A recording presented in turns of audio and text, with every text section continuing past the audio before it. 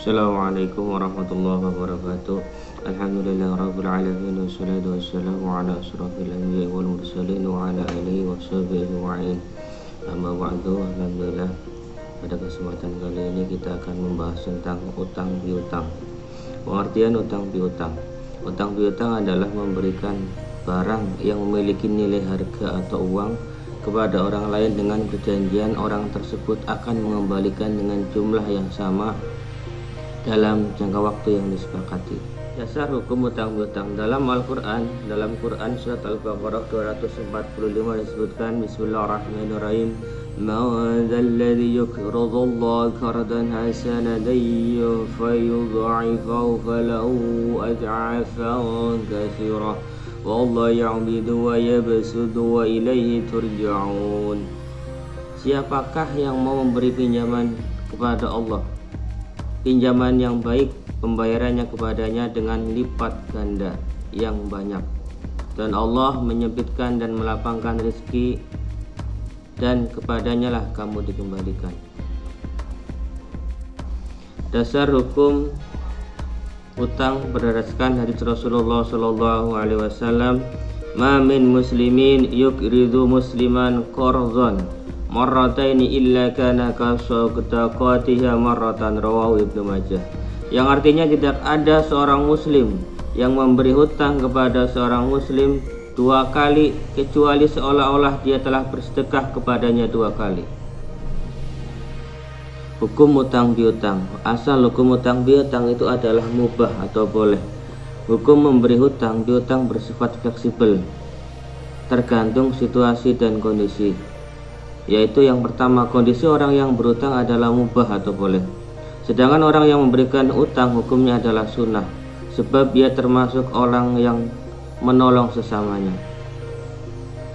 Yang kedua, hukum orang yang berutang berubah menjadi wajib, dan hukum orang yang menghutangi menjadi wajib ketika meminjam itu benar-benar dalam keadaan terdesak. Misalnya untuk membeli beras ketika kelaparan, atau utang untuk biaya pengobatan dan lain sebagainya dalam keadaan terdesak, itu hukumnya bisa menjadi wajib.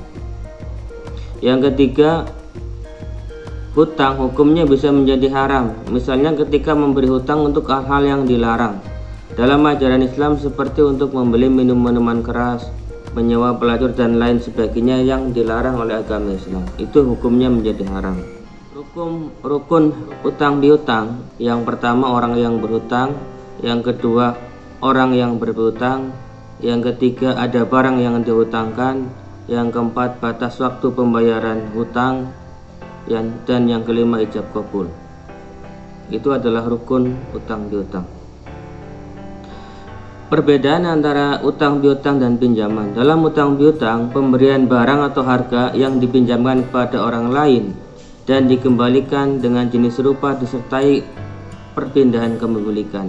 Jadi ketika utang piutang, kepemilikannya berpindah antara orang yang memberi hutang kepada orang yang memberi hutang kepada orang yang dihutanginya. Sedangkan dalam pinjam meminjam tidak terjadi perpindahan kepemilikan.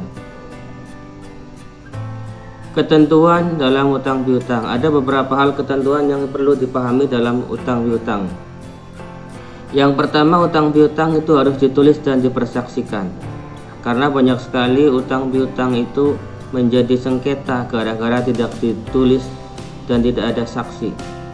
Kemudian yang kedua, pemberi hutang tidak boleh mengambil keuntungan atau manfaat dari orang yang berhutang. Jangan sampai orang yang memberi hutang itu menjadikan orang yang dihutangi menjadi beban, sehingga dia tidak bisa mengembalikan dengan manfaat atau dengan keuntungan yang berlipat ganda. Yang ketiga, melunasi hutang dengan cara yang baik. Kemudian berhutang dengan niat baik akan melunasinya. Jangan sampai kita mau berhutang tapi tidak mau melunasinya. Kemudian yang kelima, tidak berhutang kecuali dalam keadaan darurat atau mendesak. Kemudian jika terjadi keterlambatan karena kesulitan keuangan, hendaklah orang yang berhutang memberitahukan kepada yang memberikan pinjaman. Jadi jangan sampai ketika kesulitan diam saja, tidak bisa mengembalikan, kemudian tanpa ada pemberitahuan. Yang ketujuh, berusaha melunasi hutang. 8. Memberikan penangguhan waktu kepada orang yang sedang kesulitan. Adab dalam utang piutang. Pertama, seorang yang memberikan hutang tidak mengambil keuntungan dari apa yang diutangkannya. Kemudian diadakan perjanjian hitam di atas putih atau tertulis serta ada saksi yang bisa dipercaya. Kemudian yang ketiga, orang yang berhutang berniat dengan sungguh-sungguh ingin melunasi hutangnya. Yang keempat, berhutang pada orang yang berpenghasilan halal. Tidak boleh kita berhutang kepada orang yang berpenghasilan haram. Kemudian yang kelima, berhutang dalam keadaan darurat atau mendesak saja. Jangan sampai kita hutang untuk kepentingan keinginan. Di sini kita berhutang hanya keinginan saja, maka itu bisa mengakibatkan orang itu banyak utangnya. Yang keenam, tidak boleh melakukan utang disertai dengan jual beli. Kemudian yang ketujuh, jika ada keterlambatan pengembalian atau pelunasan hutang, maka segera beritahukan ke pihak yang berhutang dengan baik. 8. Pihak yang berhutang dianjurkan menangguhkan hutang jika pihak yang berhutang mengalami kesulitan dalam hal pelunasannya. Kemudian menggunakan hasil uang berhutang dengan benar. Dan yang terakhir, berterima kasih atas hutang yang telah diberikan atau atas bantuannya. Hikmah dengan adanya utang piutang adalah diantaranya mendapatkan kelapangan dari Allah. Jadi orang yang memberikan kelapangan kepada saudaranya, Allah akan memberikan kelapangan kepadanya. Yang kedua, melatih bertanggung jawab atas amanah yang dipegang. Kemudian yang ketiga, mewujudkan sikap hidup tolong menolong antar sesama. Dan yang keempat, terwujudnya hidup gotong royong antar sesama anggota masyarakat.